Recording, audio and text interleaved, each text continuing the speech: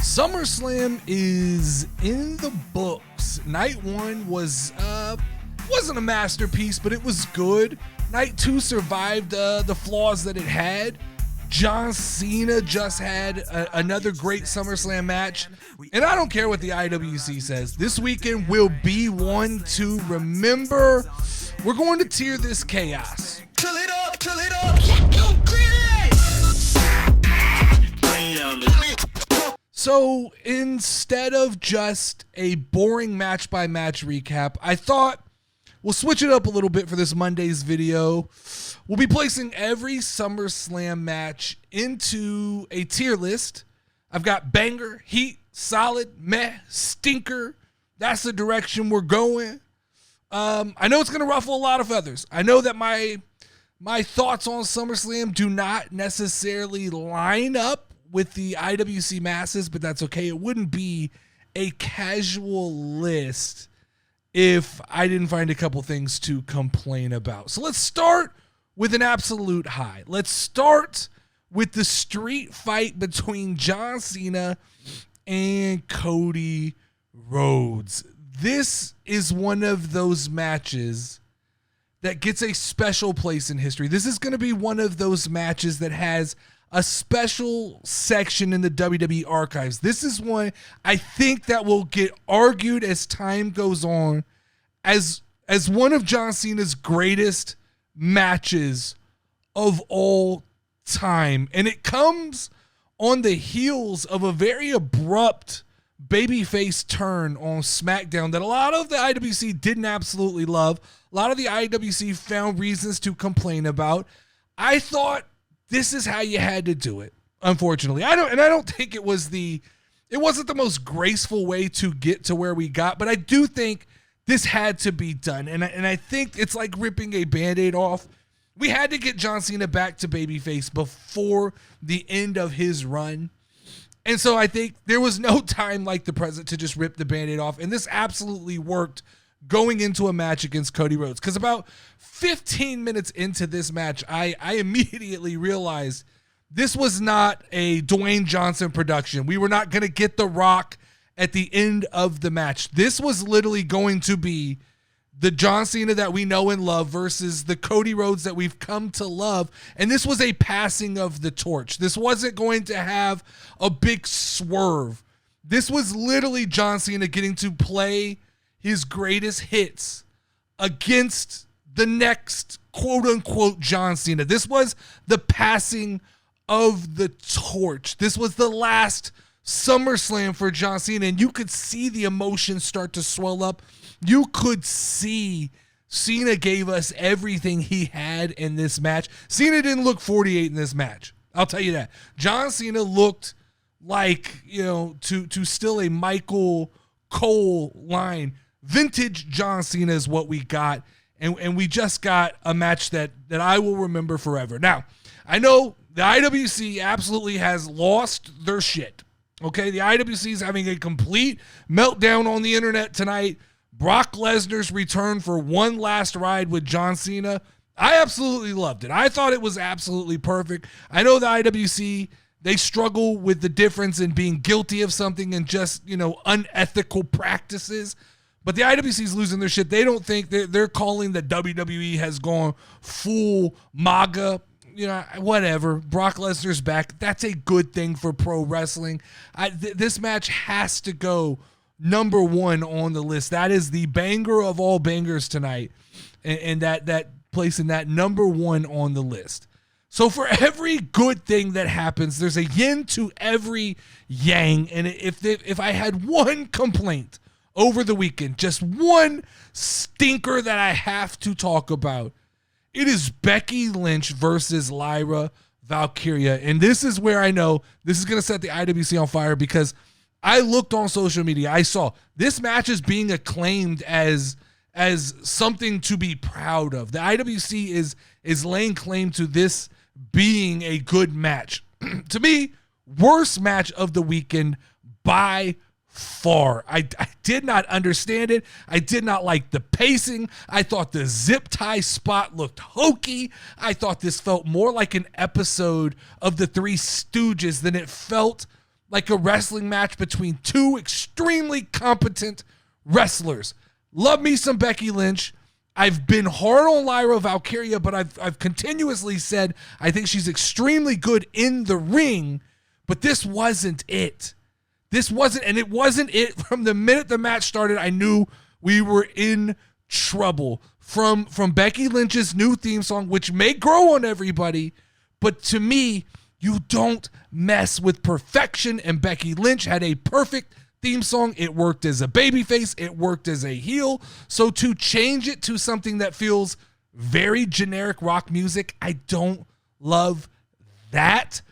I think when Lyra Valkyrie came out, you could see that the crowd was just not interested. What I told you guys last week was she doesn't have the it factor, and it was very apparent tonight as the crowd was not into this match at all. Now, what I'm seeing on the internet is the immediate excuses from the IWC. Oh, I just wish we had a better crowd. You can't use that. That doesn't work here. The reality is this is the crowd you get in WWE. It's a very casual crowd. And when I speak about Lyra Valkyrie, I speak from the casual point of view. And the reality is she's not over with casual fans. That's why you got the top section of the crowd doing the wave during this match. That's why you got chants about baseball during this match. That's why you saw a lot of people in the crowd getting up and using this as a bathroom break. Now, I know the IWC excuse is going to be, how can you follow that TLC match? That will play some factor in this, but the reality is, this match would have struggled anywhere on the card. I get that, though, there were some dangerous spots. There were some good spots. There were okay spots in this match to me that were overshadowed by something that wasn't supposed to be comical but came off comical to me. And the fact that Lyra Valkyrie gets no reaction from the crowd really just kind of, it irks me a little bit. And then on top of all of that, on top of what I didn't like about the match, the fact that Bayley then comes out in the last part of this match, she has to struggle with her morality on, is she going to help Becky? Is she going to help Lyra? She ultimately ends up kind of in a twisted way helping Becky, but like trying to, I don't know. Like, to me, it was just messy. It was just, it didn't work for something that I expect. I saw the Lyra and Becky match in NXT. I thought that was a very good match. To come from that to where we are now, it felt like this match suffered from all of the gimmicks, but it felt like the gimmicks were in place because they knew that the crowd wasn't excited for this match. So to me, that goes on the stinker part of the list. Now, let's swing back up for a little bit. Let's go to CM Punk versus Gunther, the main event of night one, and in a match that I will say was the ultimate mix of where pure wrestling meets pure storytelling, and you get the best of all worlds. CM Punk proved to me on Saturday night he is the best in the world, but it's not just because his wrestling has returned to an extremely high level, but it is his ability to tell stories in the ring. It is the psychology of wrestling. It is everything that he understands the moment. And to me, that is what makes the best in the world. And CM Punk proves that he just gets it more than most other people. This match, standalone, outside of the Money in the Bank cash-in, this was a great wrestling match. Now you add in on top of that we were absolutely trolled by Seth Rollins, and I get the IWC, they're going to start this shit once again where they talk about, well, it's so predictable. It's not predictable. There was a 50-50 chance. He either cashed in or he didn't.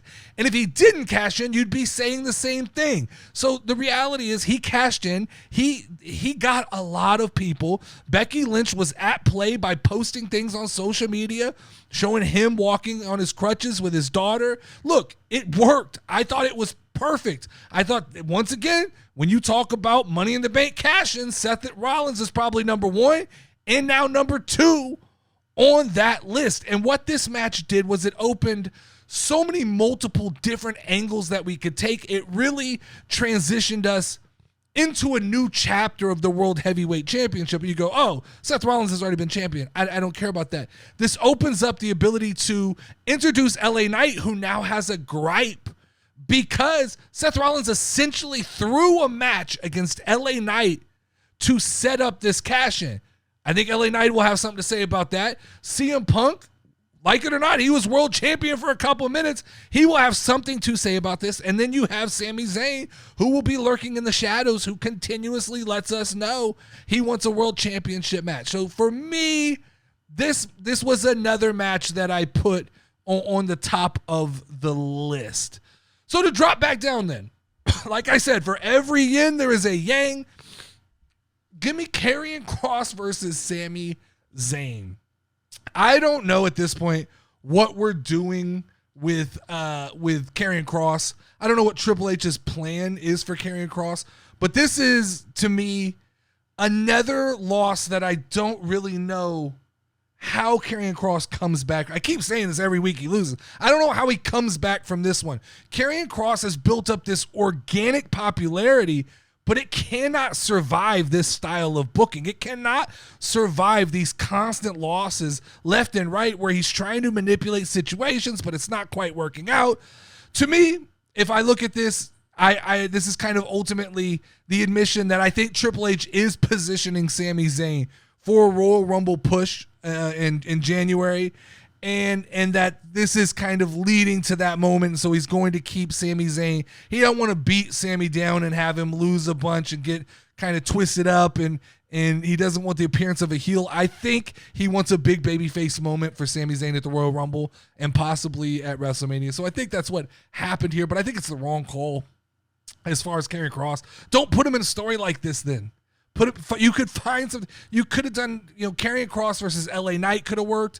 There were so many other directions that you could have gone. I don't like this. To me, this drops down to a meh on my list. Then let's jump over to the TLC match between the Street Profits, Motor City Machine Guns, Andrade and Rey Fenix, DIY, Fraxium, and the Wyatt Six.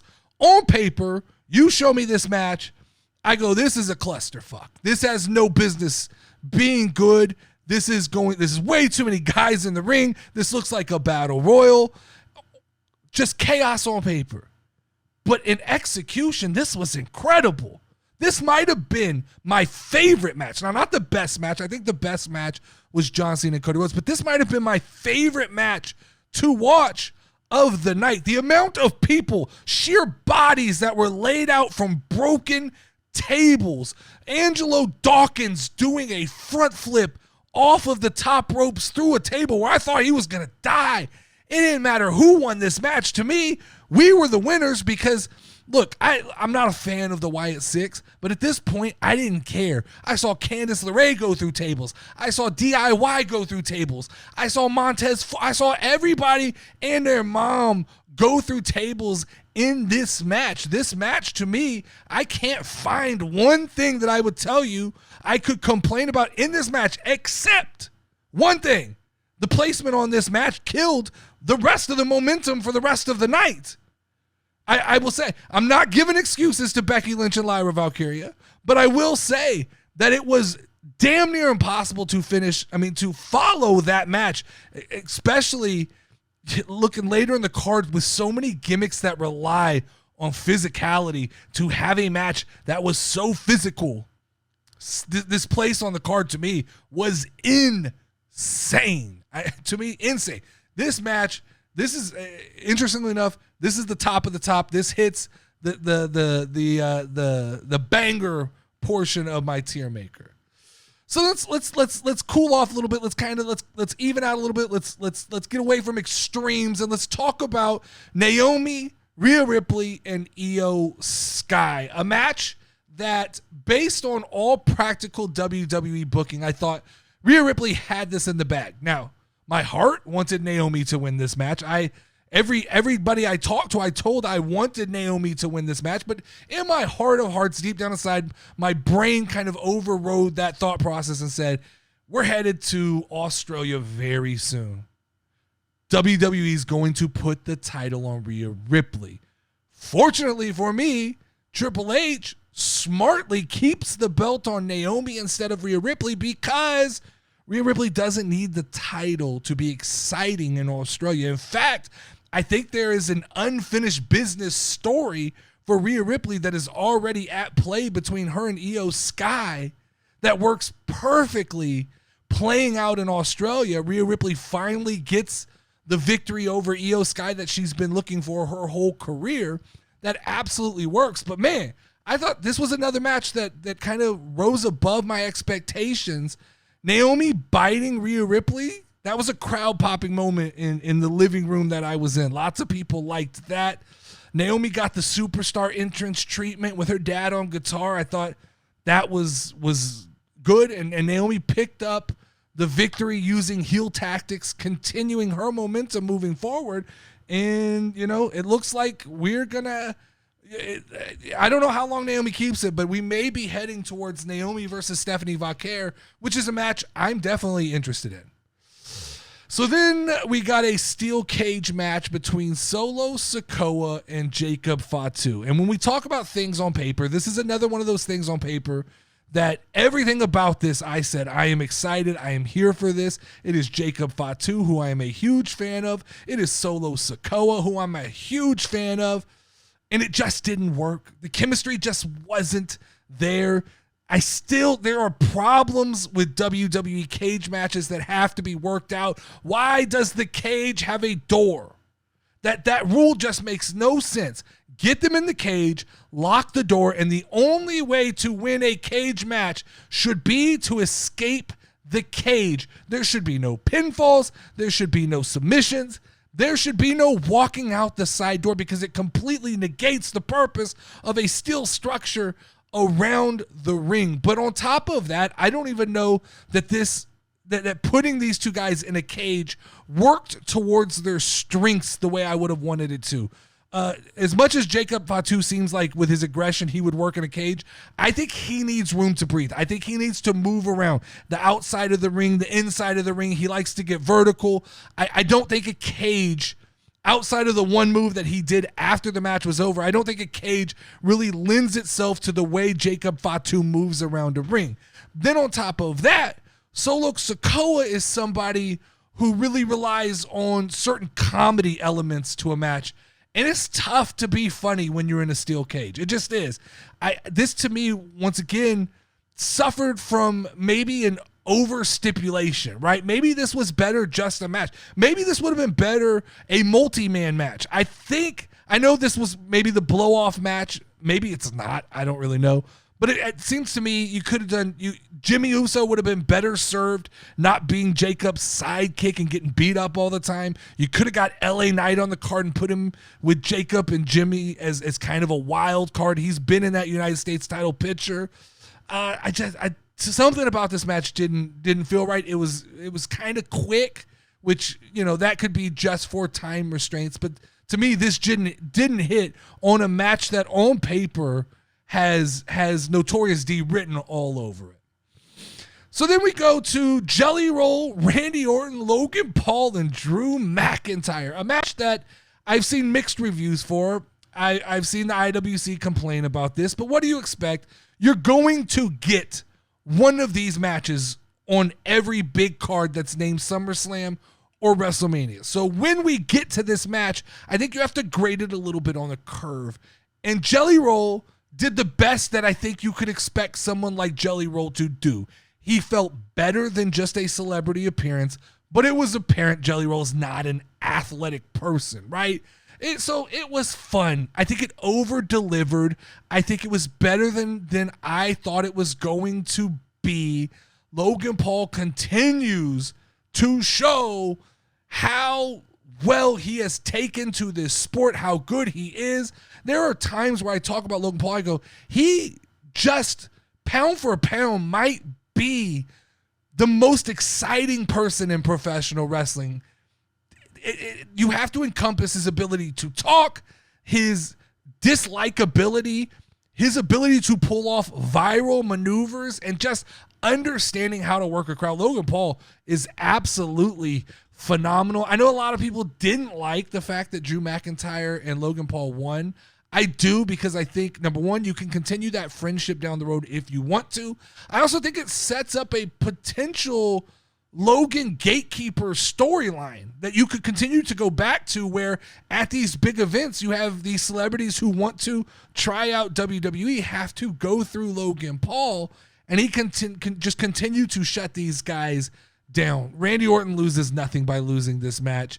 I think he's likely headed to Cody Rhodes for a WWE title match after the way SummerSlam ended with Cena seemingly moving on to bigger problems. But yeah, I liked it. I thought this was better than it had any business to be. So we take another dip in the card then. AJ Styles versus Dominik Mysterio. Now I will admit right off the jump, this match was not for me. I knew it going into this match. I had the least amount of excitement for this match because all of the nostalgia plays here are not for me. Number one, I didn't watch AJ Styles in TNA. I've been told, I've heard the recounts of how great he was. I just don't have that emotional attachment to AJ Styles. So for me, hearing this is his last SummerSlam, it doesn't hit the same way it hits for a lot of people who have that emotional connection to AJ Styles. On top of that, the fact that this match kind of revolved a lot around the memory of Eddie Guerrero. Once again, another person I don't have a history of watching wrestling I didn't watch Eddie Guerrero. That was a lapse in my pro wrestling watching time. So to me, like, those two things, they don't connect for me. I didn't really think coming into this match I was going to have connection. I like Dominik Mysterio. I think that he continues to improve every time I see him. He has done what I said he never could do, and that is he's starting to evolve beyond just a comedic. This was one of the matches where it wasn't comedic. This was real for Dominik, and I think he checked all the boxes. So I'll admit when I'm wrong. I was wrong on Dominik Mysterio. I think this was, to me, a litmus test to see where Dominik Mysterio is, and I think he's definitely where he needs to be. I will say, just one tiny gripe with this match. The chair spot didn't work for me, the Eddie Guerrero famous spot. I get why it works for a nostalgia play, but when that like logic brain kicks in and you go, but if it would have worked for AJ Styles, he gets Dominik disqualified and he doesn't have an opportunity to win the belt. That's overthinking, I get it, but sometimes those thoughts, you can't stop those thoughts from creeping in to your head. I respect AJ Styles. I could tell how good he is in the ring. I just said he doesn't connect with me because I don't have that history with him. So we got, this is a controversial match here. This was Tiffany Stratton versus Jade Cargill, and it was seemingly, it looked like it was clocked at under 10 minutes. And a lot of people are complaining that this wasn't enough time to let this cook. I will make the argument that I think this was actually a good thing for Jade Cargill. To me, watching this match, I walked away saying this was the best that Jade Cargill had looked since I'd seen her in WWE. Now, having said that, only getting 10 minutes to see her, she was able to just hit all the high spots. The longer you leave Jade Cargill in the ring, the more time there is for something to go wrong. And I think WWE knows at this point, Jade Cargill is not going to be a technical prowess of wrestling. She's going to be a special attraction, especially while she continues to develop her skills. Now, I am under the belief that every time you look at Jade Cargill, you see superstar. I think Hollywood comes and gets her before she's ever really to adapt to professional wrestling. I think at some point there's going to be Marvel or DC. Somebody's going to come pluck her away from WWE, and she will pursue that career. So I think she's going to be a special attraction while she's in WWE. But like I said, 10 minutes to me, when a match calls for 10 minutes, give it 10 minutes. The longer, like if Jade Cargill's not capable of going 20 minutes, don't put her in a match where she's set up to fail. I thought this looked good for Tiffany Stratton. I thought picking up a win was good for Tiffany Stratton against somebody not named Nia Jax or Charlotte Flair. I think it was nice to see somebody who we assumed, like a Jade Cargill, was almost untouchable, be humanized in this match. I liked it. I thought this was a really good match. Then we had the Judgment Day versus Alexa Bliss and Charlotte Flair. Once again, I think this has been smart booking on Triple H's part by having Charlotte Flair paired up with Alexa Bliss. I continue to say Charlotte Flair was in trouble. I know there's a lot of people in the IWC who sympathized with her, but the casual fans, I think, had enough of Charlotte Flair. I like the booking of this match. There was a part of me that feared we were waiting on Liv Morgan to come back before we were going to do anything with these women's tag titles. I don't know if this is a sign that Liv's coming back. I don't know if this is a sign that maybe Liv's going to be out longer than they thought, but the chemistry of Alexa Bliss and Charlotte Flair has risen to a level that you can't wait. You can't let this cool off. I accuse WWE all the time of taking a hot pan and letting it cool off. I think they struck when the iron was hot in this one, and this match was the right choice. I think SmackDown will benefit from having those titles on SmackDown, even though the champs kind of travel. They'll be there probably for the most part. I liked even kind of seeding the doubt of having Alexa Bliss take out Charlotte Flair, because this is going to be a beautiful friendship. This is going to blossom into a beautiful friendship, but eventually this is going to come crashing down and be a beautiful disaster. So I liked it. It's not going to change the wrestling world, but I think it kicked off a strong era of Bliss and Charlotte Flair. Then lastly, we have Roman Reigns and Jey Uso versus Bronson Reed and Braun Breaker. Now, I was very critical of Roman Reigns being added to this match because I said, I don't love the fact that Roman's added for 2 weeks, then he disappears. It doesn't make sense.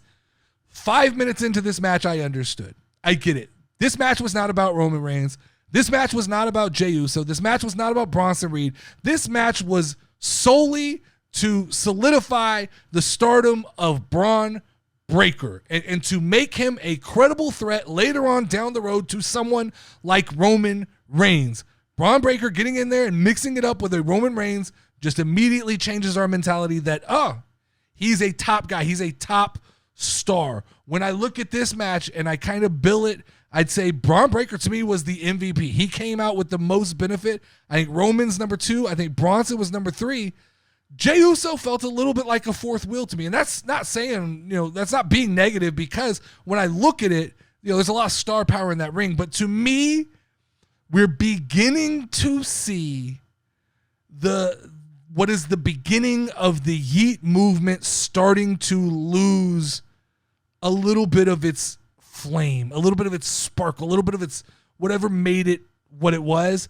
It didn't feel like the Yeet was as big as the Yeet. Now I know, like when they run it back, it always is big, but the initial Jey Uso coming out didn't feel as powerful as it did at WrestleMania or times before. Now that could just be me. It could have just been early in the show, but it just feels like Jey Uso's going to have to start identifying what's going to make him different. What's going to make Jey Uso what's the next evolution of Jey Uso? That's what it felt like to me. But like I said, this was really about Braun Breaker, man. Braun Breaker shined in this match.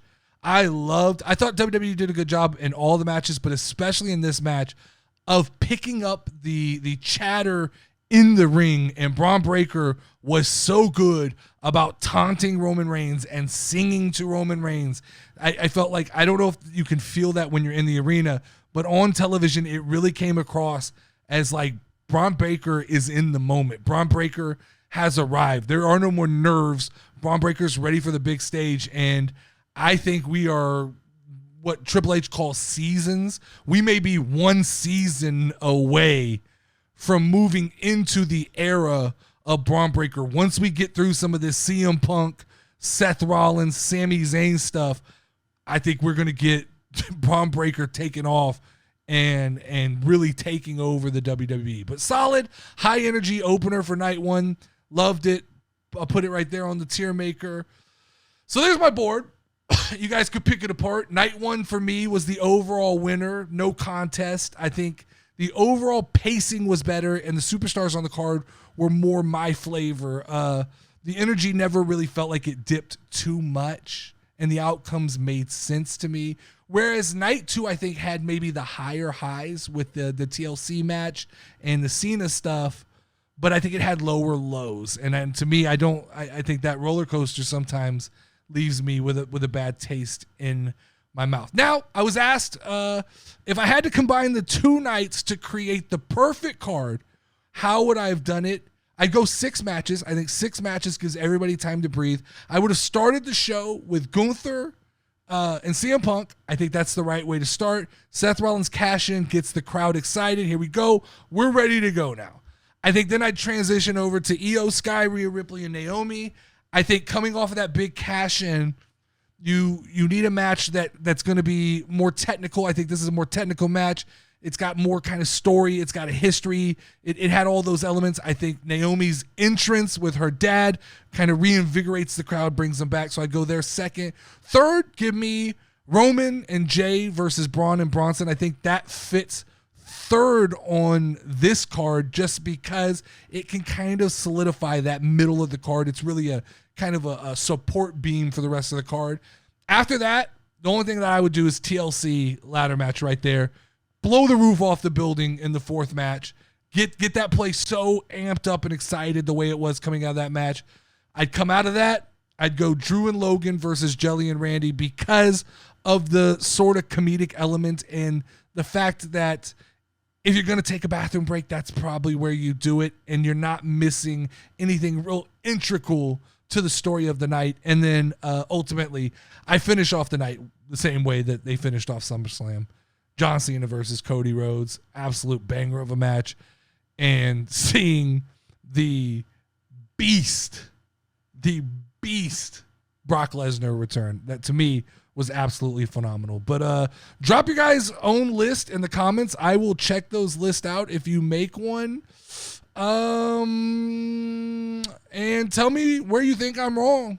Because tomorrow I'm going to be dropping another rant on the IWC's meltdown to Brock Lesnar's return and why they continue to be clueless about what makes money in wrestling. Other than that, like and subscribe. I'm done. Turn it up, yeah, go crazy.